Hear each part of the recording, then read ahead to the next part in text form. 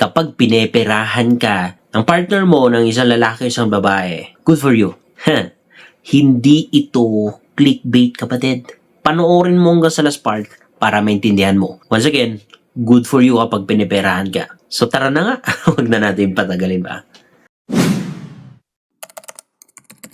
Anyway mga kapatid, before ko na ipaliwanag sa inyo, explain sa inyo kung bakit sinabi ko na good for you kapag piniperahan ka or kapag na-confirm mo na piniperahan ka ng partner mo. So before ko na-explain yun, i-share ko muna sa inyo kung ano ba yung mga sign or dapat mong makita para masabi mo na piniperahan ka.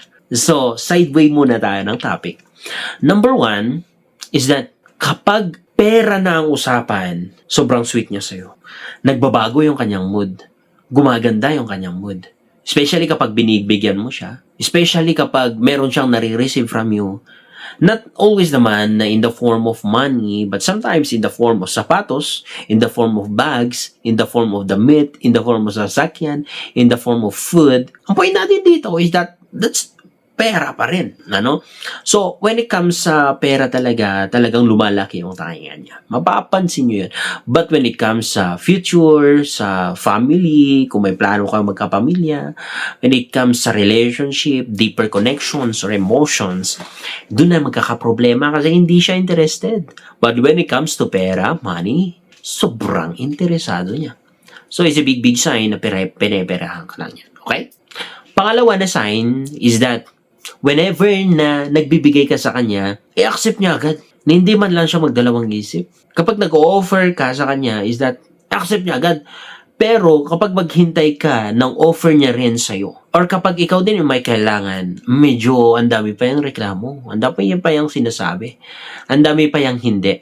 It means there's a big problem dyan. Baka piniperahan ka lang talaga. Pangatlo na sign na piniperahan ka is that nag-e-expect yan palagi na pera yung i-reward mo sa kanya or ibigay mo sa kanya after niya na nagbigay din sa'yo. Like for example, nagbigay ng pleasure or, pinagbigyan ka sa gabi, ganoon. Or meron siyang binigay sa'yo, mag-e-expect yan palagi, ha? Sinasadya niya talaga. Paano mo malaman na nag-e-expect siya? It means kapag hindi ka nagbigay ng pera sa kanya, magagalit yan, mababad mo yan. Hindi ka niya kakausapin. Hindi ka niya kukontakin. Why? Kahit hindi man directly. But sometimes directly na sinasabi niya na pera sana. But mapapansin mo kapag hindi mo siya binigyan ng pera or something na in the form of, sabi ko nga, bags, sapatos, kotse, gano'n, kapag yayamanin. And then, parang ipakita sa'yo, pamukha sa'yo, na may something wrong sa pagmamahal mo sa kanya or hindi mo na siya mahal. It means, pera lang talaga ang habol sa'yo. Pera lang talaga ang gusto sa'yo. Nakakatakot yung kapatid. Okay? Pangapat, wala siyang pakialam sa kung ano man ang kalagayan mo ngayon. Ang mahalaga, meron kang ipapadala o ibibigay sa kanya na hindi ka man lang kumustahin. And most of the time, palagi kang inaaway sa area ng pera. Kasi hindi mahalaga yung puso mo eh. Hindi mahalaga kung anong nararamdaman mo. Hindi mahalaga kung anong situation mo ngayon. Ang mahalaga, meron kang may bibigay sa kanya. And yun ang problema. Laking sign yun na piniperahan ka. Isa pa na sign is that luho dito, luho doon, libre dito, libre doon para sa kanyang mga kaibigan. Gastos dito, gastos doon. Bakit niya ginagawa yun? Kasi hindi niya yung pera eh. Hindi niya pinagpaguran. So, hindi niya yung papahalagahan. And palagi ang nag-e-expect sa'yo. So, gagastuhin niya hanggang sa gusto niya so that ma-fulfill lang yung kanyang pleasure, yung kanyang gusto, na para lang maging masaya siya. Pero ikaw, kumusta? Kumusta?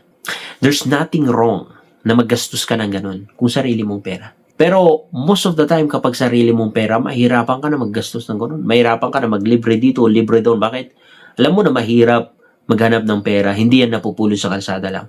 Pero alam mo, kapag walang value sa kanyang pera, it means kung kani-kanino, kung saan-saan niya lang ito ginagamit. Kasi nag-e-expect yan sa'yo. Yun lang yung hinahabol sa'yo. Yun lang yung mahalaga sa kanya na makuha sa'yo. Hindi yung puso mo. Hindi ikaw. Last na sign na share ko sa inyo is that meron siyang ka-fling na iba. Kahit nasabihin na natin na hindi pa niya kabit o wala pa silang formal na relasyon, pero nakita mo, napapansin mo na parang nanlalandi siya ng iba. parang meron kang nararamdaman inside na parang, bakit to? Parang nagpapapansin sa mga babae or sa mga lalaki. Nagpapapansin sa iba kahit na alam niya na meron pa kang relasyon. Pero, bakit pa siya nag-stay sa relasyon nyo? Yun yung tanong. Kasi ang number one na reason is that money.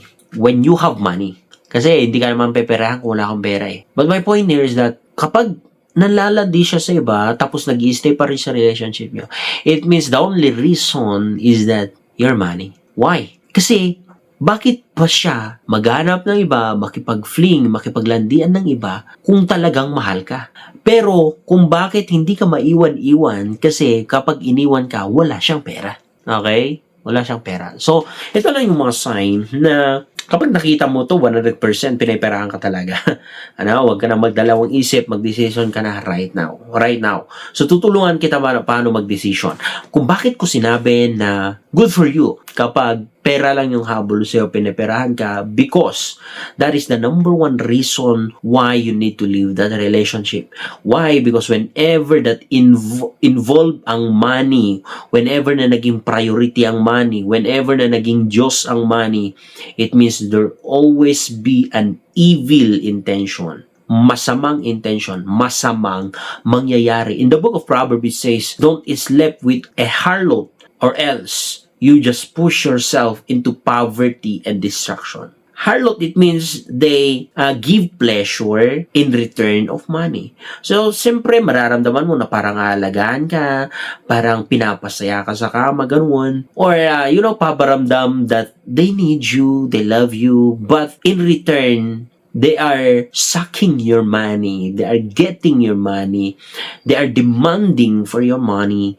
It means, sabi sa Bible, it leads to poverty. Soon, baka bukas, next month or next year, magiging poor ka. Magiging mahirap ka dahil sa harlot na yan. Mapalalaki or babae ito. Why? You allow yourself to be sucked up by someone na linta. Linta. So, wag ka nang magdalawang isip. When you are in that relationship, cut that relationship. Cut that relationship. Cut that relationship. Kapag nasa marriage ka naman, of course, case to case ito. Kapag lalaki ka, mandatory that you need to provide for your partner, for your family. Kapag meron kang anak, mandatory yun. Pero kung talagang alam mo na pineperahan ka, you need to consider. Kausapin mo na siya, ganun. Maggawa ka ng legal documents, okay? So, mapapabayo lalaki na ito. Kapag alam mo na piniperahan ka. Why?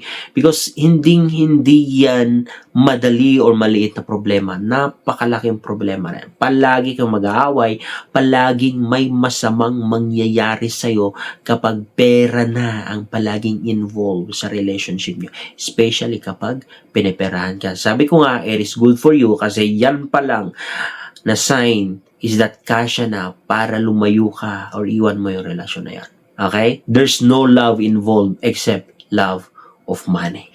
So that's it. Maraming salamat sa inyo sa pagtitiwala nyo. Make sure to share this video sa mga kaibigan nyo, sa mga kapatid nyo, sa mga ka-roommate nyo, katrabaho nyo na alam nyo na may kailangan sa video na ito. I-share nyo na ito sa kanya. Tandaan nyo yan. Sharing is caring. So love you.